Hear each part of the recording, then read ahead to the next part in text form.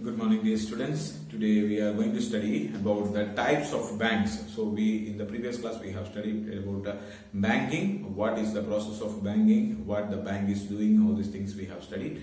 Now we are going to study the different types of banks. Okay.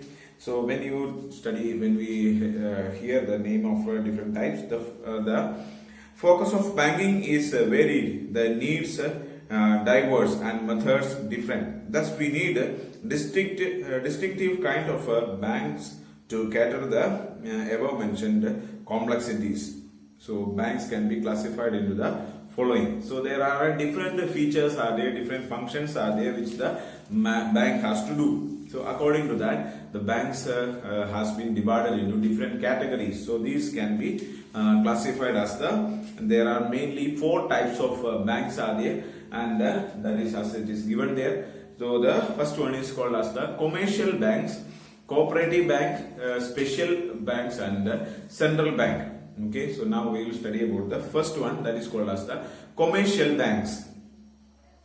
Commercial banks are institutions dealing in money. These are governed by Indian Banking Regulation Act 1949. And according to it, banking means accepting deposits of money from the public for the purpose of lending or investment. There are 2 types of commercial banks, public sector and private sector banks. So commercial banks means that most of the banks that we are dealing with is called as the commercial banks, like we are dealing with like SBI or HDFC, Axis Bank, or all these type of banks are there. So commercial purpose, so they are collecting money from the people and distributing money, and they are distributing money to the businesses or companies as well as to the individuals. So mostly they are giving loans and so on for the purpose of doing some kind of business activities, commercial activities. Okay, so they are known as the commercial banks. Okay. And commercial banks can be divided again into 2 categories, that is called public sector banks and private sector banks. So public sector banks like SBI, Punjab National Bank, or all these type of banks are coming in the category of public sector, and ICICI Bank or HDFC Bank, Axis Bank, all these are coming in the category of private sector banks. Okay. So public sector banks are those in which the government has a major stake, and they usually need to emphasize on social objectives than on profitability. So the public sector banks are called as they means that the government is the major shareholder. Okay, so the major shareholder of the public sector banks are the government, and their main purpose is of the social objectives are there. So society's well-being is the main motive of these public sector banks, rather than the profitability. They are working for making profit, but just making profit is not their purpose, but giving some service to the society. That is the main purpose of these public sector banks. But whereas the private sector banks, they don't have any social commitment or something like that. Their main purpose is to make more money as possible. Okay. Private sector banks are owned, managed and controlled by private promoters, and they are free to operate as per market forces. There are a number of public sector banks like SBI, PNB, IOB, Indian Overseas Bank. There is also a bank, it is not very common, but in especially the city areas it is there. Okay, it is good to study about the full form of this type of banks, like SBI for State Bank of India, PNB is Punjab National Bank, and IOB is Indian Overseas Bank. Okay, so these banks are there, and the other private sector banks are represented by HDFC Bank, ICICI Bank, and Kotak Mahindra, and Jammu and Kashmir Bank. There are so many private sector banks are also there. Okay, their main purpose is to make profit. Okay, so they are owned and operated by in private individuals or even private promoters. Okay, so that is about the commercial banks. Then the second category of banks is called as the cooperative banks. Cooperative banks are governed by the provisions of State Cooperative Societies Act and meant essentially for providing cheap credit to their members.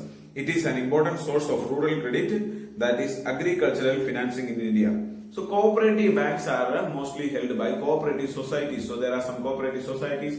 We have studied in the second chapter when we studied about different types of organizations. We studied about the cooperative societies. So these cooperative societies are holding these type of banks, and these cooperative banks are made for the purpose of giving facilities for its members. So if you want to take an account in the cooperative bank, then you need to be the member of the cooperative society also. So most of the purpose of this one is that when people are having money, then they collect money, and they are providing loan to the members, and they provide loan to the members in a very low interest.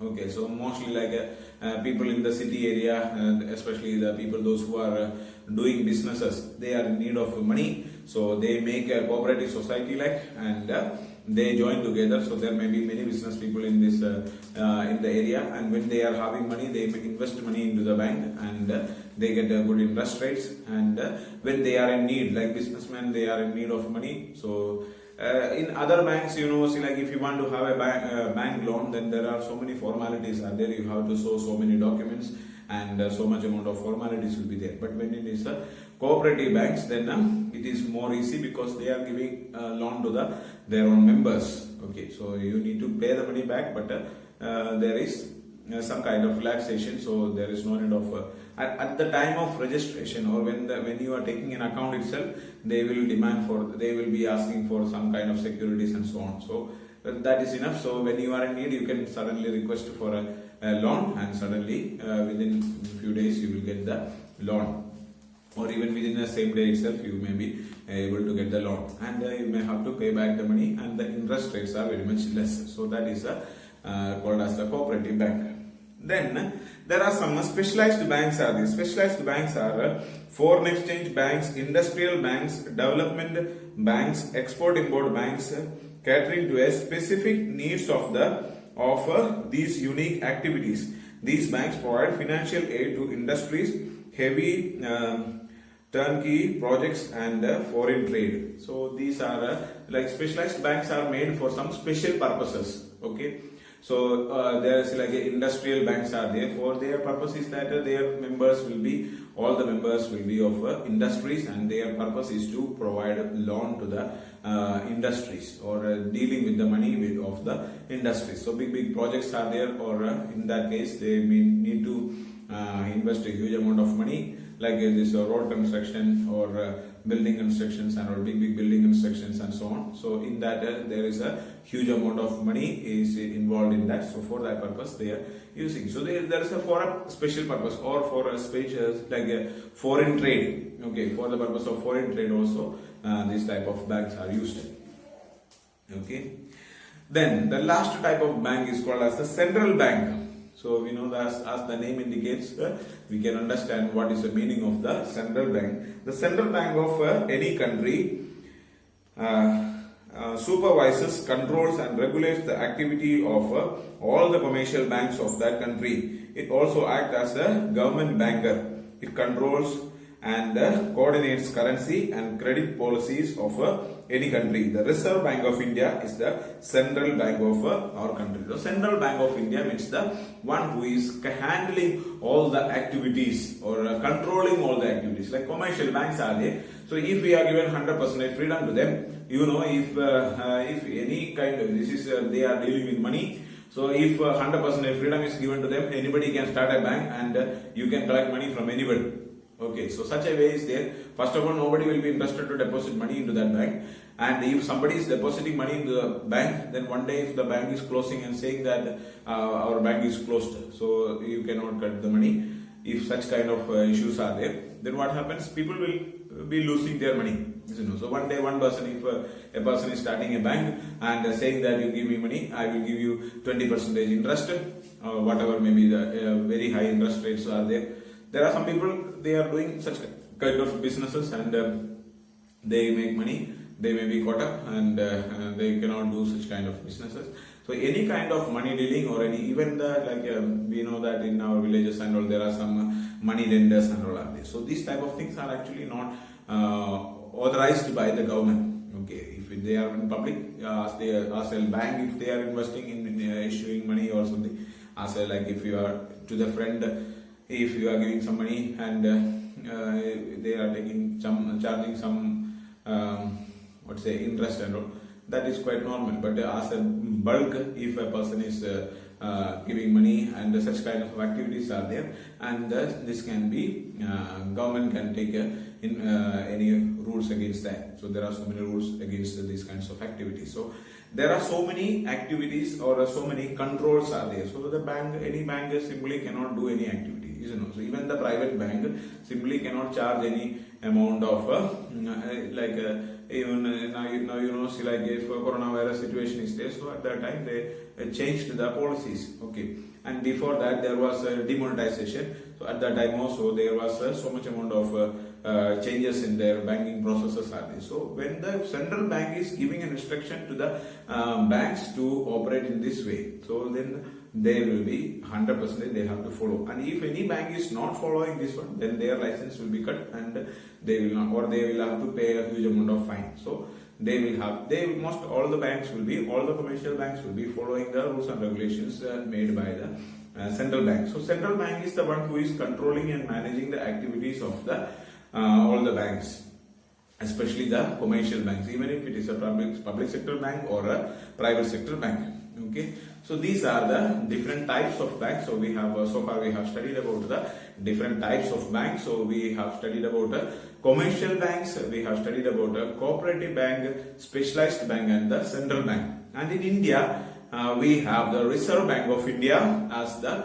apex bank. Apex means the highest one. Okay, so we can say that this is the Central Bank of India, one who is head of the banks. We can say this is the center of the bank. So this is having connection with the all other banks. So they will be dealing with the all banks, and they will be taking control of the banking services in India. And they also, not only that, they are the ones who is supplying the currency, okay, money.